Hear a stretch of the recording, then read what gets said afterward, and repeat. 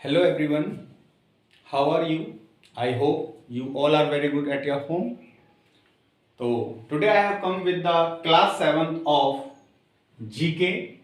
You know, as we always told you that this is the special class for the student of RIMC, RMS and Sainik School. Okay? RIMC, RMS and सैनिक school. आज का आपका topic रहेगा, हम आपको continents की तरफ ले चलते हैं, यानी कॉन्टिनेंट्स के बारे में पढ़ाएंगे। आप सभी जानते होंगे कि हमारा जो वर्ल्ड है, ये पूरी दुनिया है, इसका जो लैंड पार्ट है, तो वो लैंड पार्ट जो है वो 7 कॉन्टिनेंट्स में डिवाइडेड है ना। कितने कॉन्टिनेंट्स में? 7 कॉन्टिनेंट्स में डिवाइडेड है। जो भी इसका लैंड पार्ट है वो 7 कॉन्टिनेंट्स में डिवाइडेड है, और उन 7 कॉन्टिनेंटों के बारे में हम आपको हर एक क्लास में डिस्कस करेंगे, उन सभी 7 कॉन्टिनेंट्स के बारे में, उन कॉन्टिनेंट्स से रिलेटेड इंपॉर्टेंट फैक्ट्स के बारे में, इंपॉर्टेंट पॉइंट्स के बारे में, जो कि अक्सर उनसे रिलेटेड क्वेश्चंस पेपर में पूछे जाते हैं। ठीक है ना। तो चलते हैं इस आज की क्लास। तो आज हम उन 7 कॉन्टिनेंट्स में से आपको पढ़ाएंगे एशिया के बारे में। इसके बारे में, एशिया के बारे में। तो थोड़ा सा हम आपको एक चीज बताते हैं, जैसे 7 कॉन्टिनेंट है, ये 7 कॉन्टिनेंट हमारा Asia,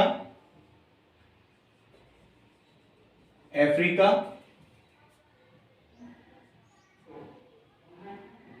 north America, south America, Antarctica, Europe और ऑस्ट्रेलिया, है ना। ये 7 कॉन्टिनेंट हैं। एशिया और Australia. Asia is the largest continent of the world and Australia is the smallest continent of the world, है ना। ये मैंने सारे कॉन्टिनेंट एरिया वाइज लिखे हुए हैं। इसको लर्न करने के लिए एक कोड बनाते हैं हम, ANSAYA, आंसाया। This is the code that I created to learn all these continents very easy. Ansaya. We know very well this is the Asia and the last one is Australia. है ना। पहला Asia है, दूसरा Australia है। पहला Asia सबसे largest continent है area में, और ऑस्ट्रेलिया सबसे छोटा कॉन्टिनेंट है। उसके बाद आता है अफ्रीका, यानी कि अफ्रीका। उसके बाद आता है नॉर्थ अमेरिका। उसके बाद आता है साउथ अमेरिका। उसके बाद आता है अंटार्कटिका। एरिया में अंटार्कटिका 5th लार्जेस्ट कॉन्टिनेंट है। और उसके बाद आता है यूरोप, जिसको हम यूरोप ऐसे लिखते हैं ना। वैसे इसकी स्पेलिंग होती है ई से स्टार्ट होती है, लेकिन हिंदी में हम ये को वाई से डिनोट करते हैं, है ना। इसलिए मैंने, तो ये कोड है, आप आंसाया AANSAYA, तो इजीली आप इनको कभी नहीं भूलोगे, क्योंकि एरिया वाइज है ये। ठीक है। तो इन सभी कॉन्टिनेंटों में से मैं आज आपको एशिया के बारे में कुछ बताऊंगा, इससे इंपॉर्टेंट फैक्ट्स के बारे में बताऊंगा, तो आप ध्यान देंगे और समझेंगे। ओके। तो देखो, अब इस एशिया को समझने के लिए ना हमें थोड़ी मैप की सहायता लेनी पड़ेगी। तो आपकी ये क्लास नंबर 7 है, तो इसलिए मैं यहाँ पे मैप लेकर के आया हूं साथ में। तो मैप की हमें हेल्प लेनी पड़ेगी। मैप के द्वारा अगर हम इसे समझेंगे तो अच्छे से समझ में आएगा और चीजें मेमोराइज रहेंगी, जो भी फैक्ट्स हैं वो अच्छे से मेमोराइज रहेंगे। Okay. So now let's start. Asia is the largest continent of the world, है ना। एरिया में एशिया दुनिया का सबसे बड़ा कॉन्टिनेंट है, और इसमें टोटल नंबर ऑफ कंट्री जो आते हैं ना, वो 48 कंट्रीज आते हैं। कितने? 48 देश आते हैं। एरिया वाइज दुनिया का सबसे बड़ा देश है, लेकिन एरिया में भी है और पॉपुलेशन में भी है। लेकिन अगर हम बात करें ना देशों की, तो देश में सबसे बड़ा, जिसमें सबसे ज्यादा नंबर ऑफ कंट्रीज हैं, वो अफ्रीका है। अफ्रीका में 54 कंट्रीज आती हैं। कितने आते हैं? 54 कंट्रीज। और एशिया में 48 कंट्रीज।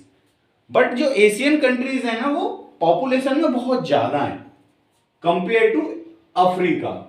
यदि हम अफ्रीका की बात करें तो जितनी पॉपुलेशन पूरे अफ्रीकन कॉन्टिनेंट की है, उतनी पॉपुलेशन अकेले भारत की है। अगर हम वर्ल्ड की पॉपुलेशन को परसेंटेज वाइज कंपेयर करें तो जितनी पॉपुलेशन इंडिया की है, उतनी टोटल पॉपुलेशंस हैं 54 कंट्रीज है।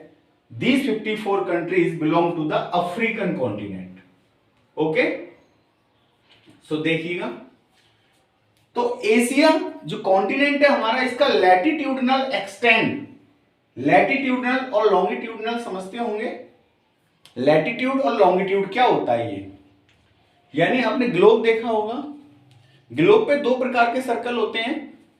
एक सर्कल होता है जो ईस्ट टू वेस्ट रन करता है, और एक सर्कल होते हैं जो नॉर्थ टू साउथ रन करते हैं, है ना। तो जो ईस्ट टू वेस्ट रन करते हैं उनको बोलते हैं लैटिट्यूड, लैटिट्यूड ऑफ पैरेलल, जो इक्वेटर के पैरेलल रन करते हैं, है ना।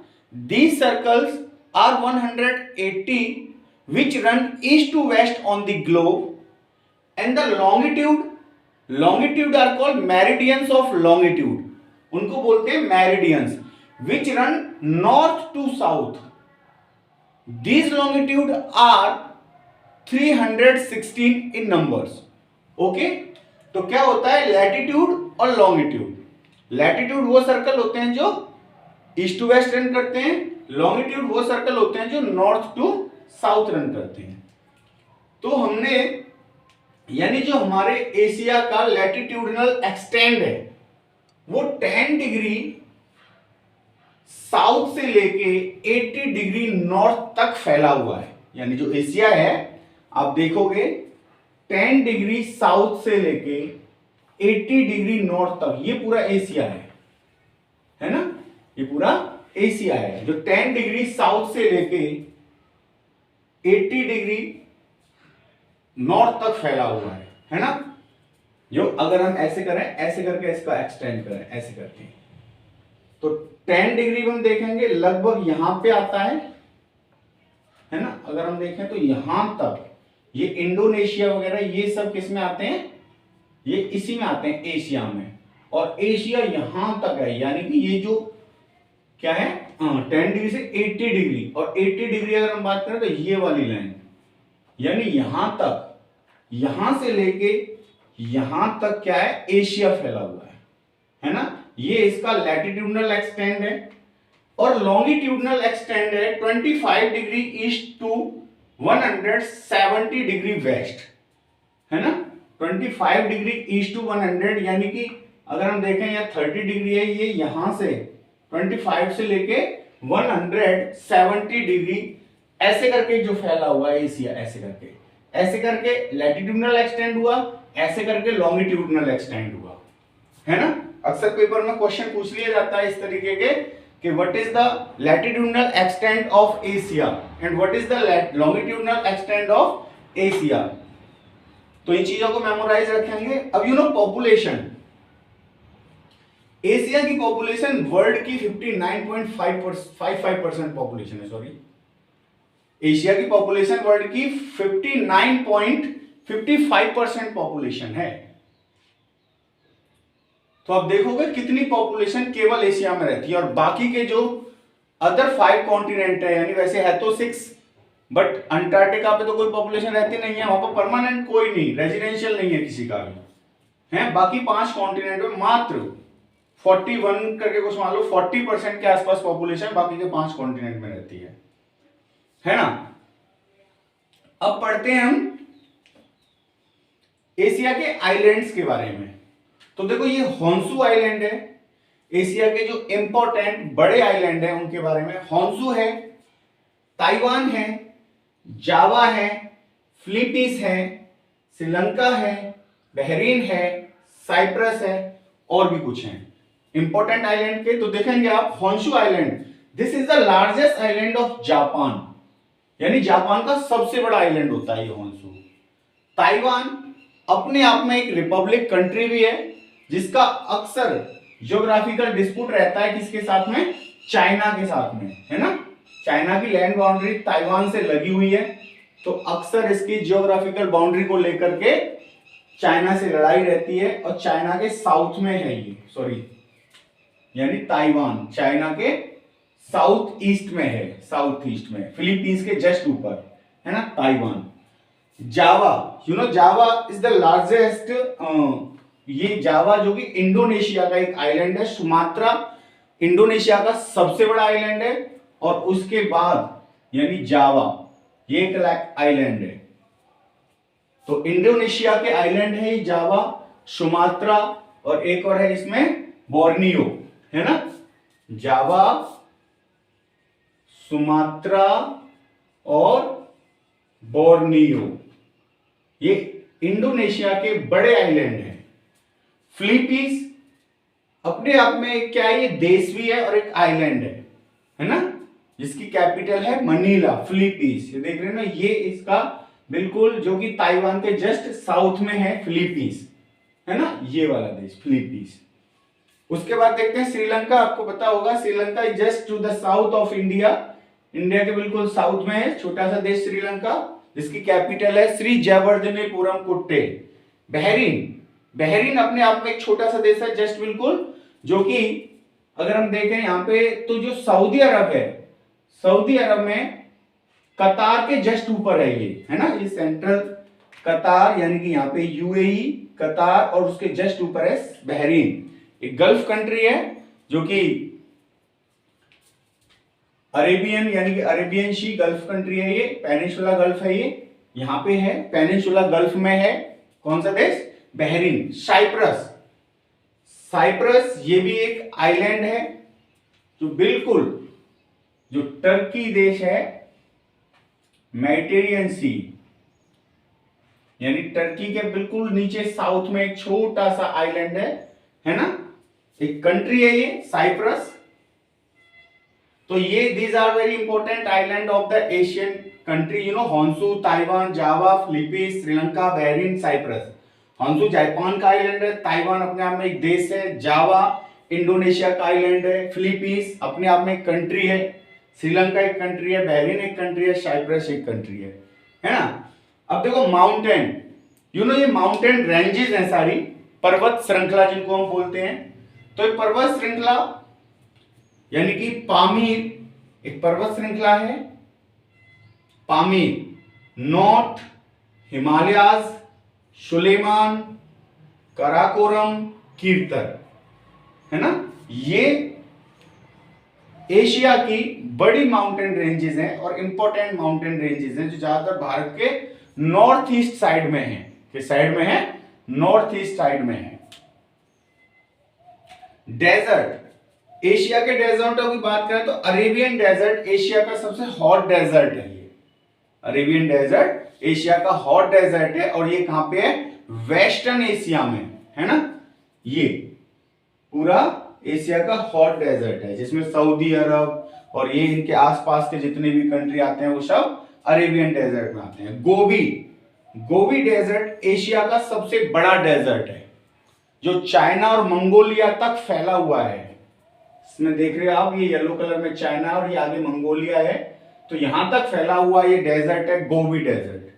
और थार डेजर्ट, ये इंडिया का लार्जेस्ट डेजर्ट है, जो कि भारत से आगे पाकिस्तान तक फैला हुआ डेजर्ट है ये, है ना। तो these are very important desert which are located in Asia.